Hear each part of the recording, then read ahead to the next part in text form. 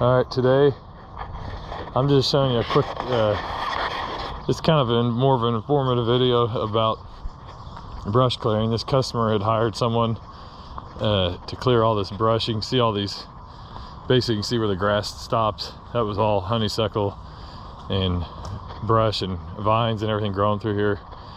The customer mentioned that they had honeysuckle removed. I don't know if they had hired the company to get it down to bare ground, but I'm showing this more of as an example. I kind of talked about this the other day of know what you're paying for or what you're getting. I have that tomorrow in the next few days. When you get areas like this where the honeysuckle is removed, you can see the tall stalks coming up. That's all honeysuckle coming back, but the stumps weren't removed. Is that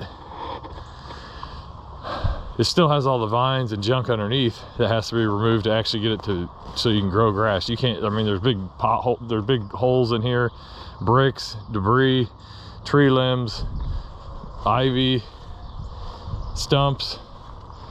That was, they hired a company to cut the stuff back, and whether or not they hired them to do all this, I don't know if that was the case or not. It didn't happen, but they still want to get this to grass. And you just can't do that. You can't just come out here and run a mower through it and expect it to be a nice looking lawn. So it's basically the back perimeter of this whole entire property. You can see down there, it goes down there another 50 or 60 feet. But these are all honeysuckles coming back from last year. It was all cut back. So the point of this video is you can cut honeysuckle back, and that gets rid of it, and that's a cheap way of getting the tall, big, bulky stuff out. But what I'm doing today is actually coming back through and scraping all this ivy out, the stumps, the tree limbs, everything down to bare ground. And I promised the customer I'd get it to where they could grow seed on it, be ready for grass seed. So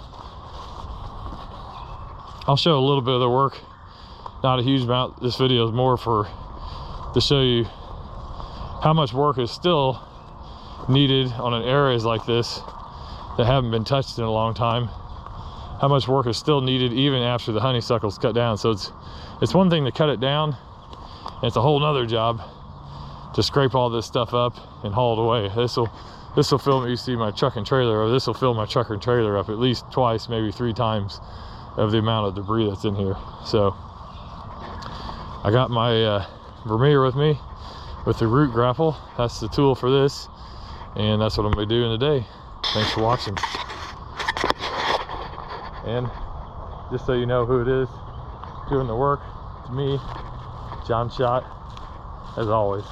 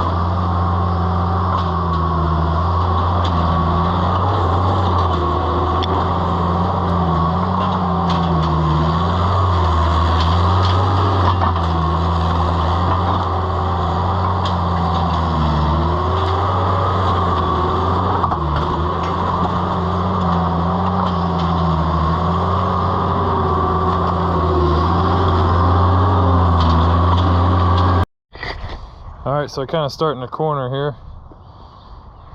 And kind of work my way out. I'm gonna work my way down that way, and that way's not too bad. I'll probably just power rake most of that, but scrape it with the leveler. But already in 5 minutes, this is, again, this is the stuff that you run into at every job like this. On areas that aren't touched, this is a backyard of an old neighborhood and probably has not been touched for 50 years or longer. But you can see there's bricks. There's a brick, many bricks in here. I don't even know what that stuff is. Cinder blocks, some type of net. There's just concrete, more bricks. That's within that 5 minutes of scraping it. There's some metal pipe. There you go.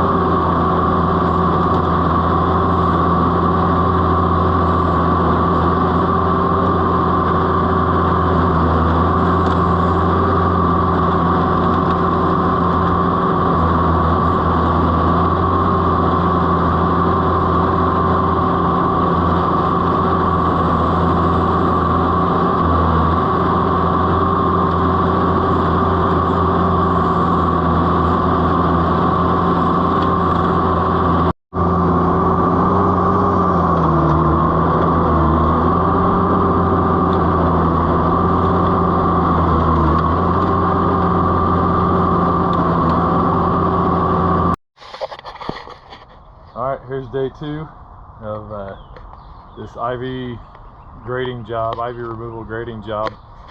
As you can see, I've gotten all this done. I'm just leveling it out, smoothing it out with a leveler. That's what that is, the land plane leveler. Probably one of the handiest attachments you can have. Is buried in these brush removal jobs. You'll see here in a second, I'll put the machine next to it, but that's probably about 6 cubic yards of just weeds, roots. Found a fence post, lots of bricks, boulders, rocks, tree limbs, anyways. So that kind of gives you an idea of what's buried. I probably took out, yesterday I probably took out at least 10 to 12, probably 12 to 14 cubic yards of junk, particularly the landfill. So anyways, I'm gonna keep going here, get this done and get this job cleaned up. I think the lady's gonna put grass in some of the areas and clover in the others, so she'll be happy to have, it's like double in the back her backyard, I think. So I think customers are always happy to have that extra space in the yard and not to deal with all the honeysuckle and weeds and everything else. So I'm gonna keep rocking and rolling.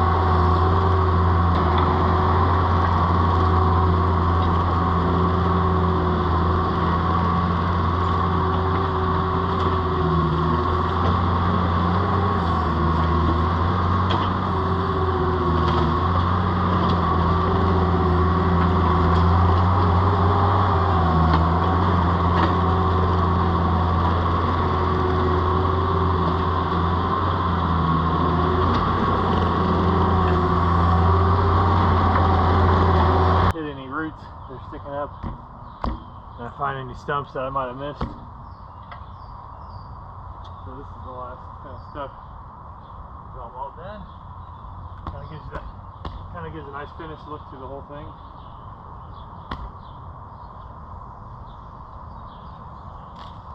So there you go. Now I'm gonna get all these roots out, and I got a big pile sitting behind the camera there. I got to load up, and I'll be done. Thanks for watching this video.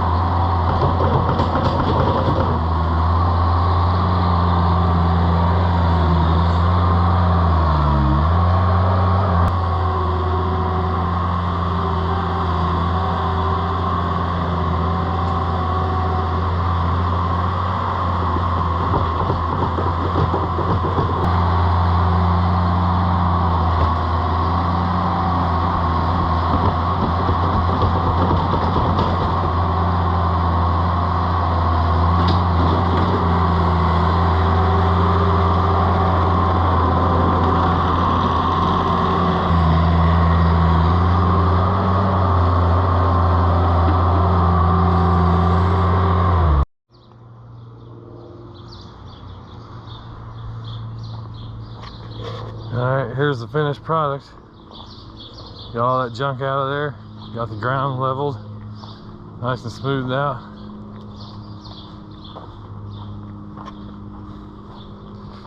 Haven't talked to the customer yet, but hopefully they're satisfied with this. You remember all the junk that was in here. It was pretty messy looking. You saw the big piles of found fence posts and old fence posts buried in the ground, bricks, trash. But now you got this nice area back here they can actually use, put some seed down. They're gonna do that themselves.